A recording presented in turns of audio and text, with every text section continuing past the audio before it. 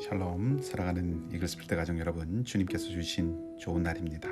2022년 7월 7일 목요일, 오늘 우리가 함께 나눌 말씀은 히브리서 5장 11절에서 6장 8절까지입니다.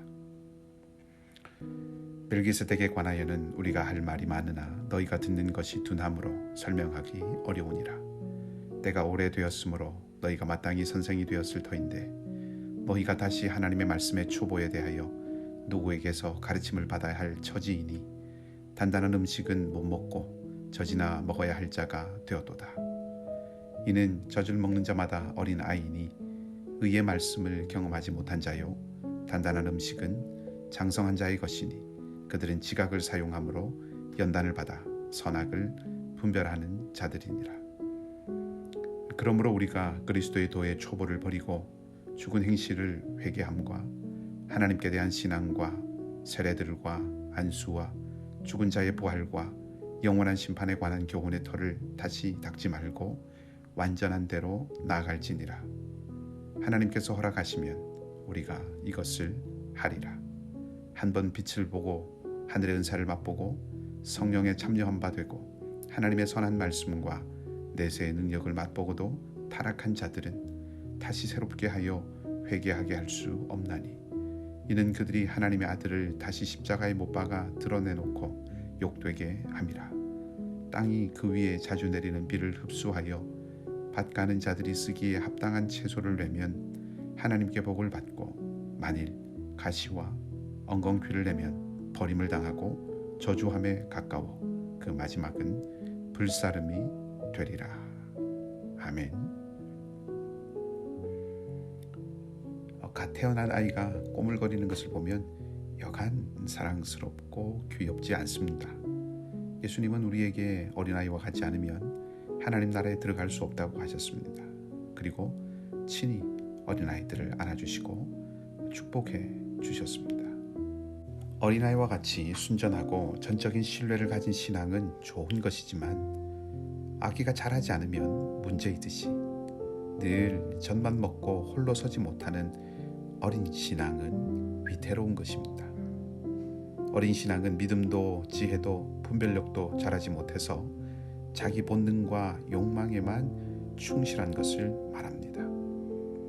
그런 상태에 머물러 있으면 진리를 추구하지 못하고 선과 악을 분별하지 못하며 세태에 흔들리고 휩쓸리기 쉽습니다.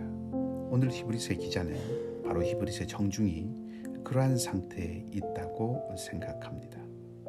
오늘 본문은 크게 두 부분으로 나누어서 생각해 볼 수 있는데 첫 번째 부분은 성도는 마땅히 자라야 한다고 말하고 있는 5장 11절에서 6장 3절까지입니다. 이들은 현재 영적으로 아주 미성숙한 상태에 있습니다. 앞서 5장 마지막 부분을 통해서 멜기세덱의 이야기를 이어나갈 것처럼 하다가 돌연 멜기세덱의 이야기를 할 수 없다고 밝히고 있습니다. 그 이유는 멜기세덱에 대한 가르침은 어려운데 반하여서 이 글을 읽는 사람들, 이 설교를 듣는 사람들은 영적으로 너무 미성숙하고 둔하여서 이러한 가르침을 받아들이기에 부족한 상태이기 때문입니다.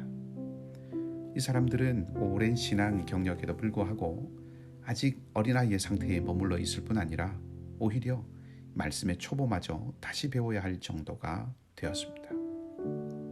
말씀드렸던 것처럼 어린아이가 태어나서 자라지 못한다면 심각한 문제가 아닐 수 없습니다.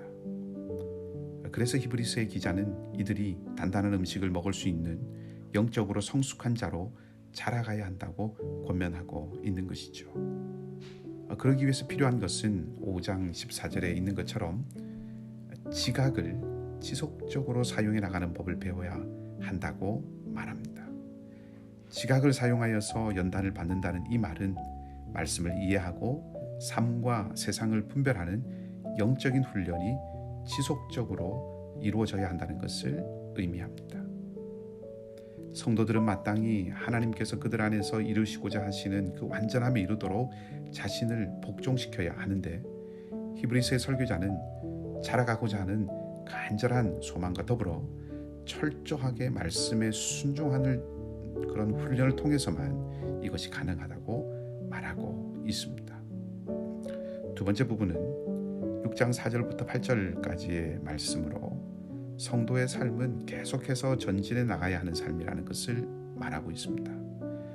4절에서 8절까지의 내용을 한마디로 정리하면 성도들이 장성함에 이르도록 나아가지 않으면 그들이 완전히 떨어져 나가 배교할 수도 있는 중대한 위험에 처할 것이라고 경고하는 것이죠. 뿐만 아니라 만일 누구라도 배교할 경우에는 다시 회개할 수도 없다는 것을 말합니다. 물론 이 부분은 조금 더 자세하게 따져보아야 할 교리적인 가르침들이 들어있긴 하지만 요지는 분명합니다. 배교가 그만큼 심각하다는 것이죠. 배교의 심각성을 지적하는 것입니다. 결국 성도가 영적인 성장을 위하여 몸부림치는 일 없이 그저 매일매일을 살아가기만, 그냥 그렇게 살아가기만 한다면 그 삶은 머물러 있는 삶이 아니라 퇴보하고 실패하게 된다는 것을 강조하고 있는 것입니다. 물을 거슬러 올라가는 연어가 상류에 도달하여서 알을 낳고 다음 세대로 그 생명을 이어가기 위해서는 그저 헤엄만 치는 것이 아니라 힘을 다하여서 물과 싸우며 나아가야 하는 것과 마찬가지인 것이지요. 더욱이 이 히브리서를 기록하고 또 이것을 읽을 이 당시는 영적인 위기, 환경적인 위기가 더욱 기승을 부릴 때였기 때문에 더욱 믿음의 전진은 절실한 문제였을 것입니다. 오늘날도 마찬가지입니다. 우리가 정말로 심각한 위기 가운데 있을 때는 특별한 기도 제목이 없다, 너무나도 평안하다 할 그때라는 것입니다. 이때 정말로 더욱더 영적인 진보를 위해서 우리가 몸부림치지 않으면 철저하게 하나님의 말씀에 순종하는 지각을 사용하여서 연단받는 이 훈련을 하지 않으면 어느새 우리는 뒤로 물러나 미끄러지고 만다는 것이죠. 그래서 바울 사도도 빌립보 교회를 향하여서 두렵고 떨림으로 너희의 구원을 이루라고 했습니다. 힘을 다하고 애써야 한다는 것입니다. 어떤 분이 그렇게 말씀하시는 것을 들었는데 퍽 공감이 됩니다. 하나님의 은혜는 똑같습니다. 하나님께서 같은 은혜의 비를 내려주셔도 한사코 그것을 거부하여 불순종의 열매를 내면 결국 하나님은 그를 심판하고 만나는 것이죠. 오늘 본문의 7절 이하도 그것을 말해주고 있습니다. 사랑하는 성도 여러분, 오늘도 은혜의 기회로 하나님께서 우리에게 하루를 주셨습니다. 진리를 아는 것과 믿는 것이 하나가 되고 들음이 알미 되고 알미 삶이 되는 은혜가 있기를 바랍니다. 그래서 오늘도 은혜의 보좌 앞으로 전진하며 나아가는 복된 삶이 되시기를 주님의 이름으로 축원합니다. 함께 기도하십시다. 하나님 아버지, 광야의 이스라엘 백성들이 출애굽은 불순종과 거역으로 그들 중 대다수는 가나안을 밟지 못했던 안타까운 모습을 기억합니다. 진리를 알고 경험하고 예수 그리스도를 구주로 믿고 고백하였지만 삶의 열매가 따르지 않는 우리가 될까 두렵사오니 진리의 성령께서 우리 각 사람의 심령과 생각을 주장하시고 온전히 다스려 주셔서 뒤로 물러가는 자가 아니라 은혜의 보좌 앞으로 전진하며 나갈 수 있는 우리가 되게 하여 주시옵소서.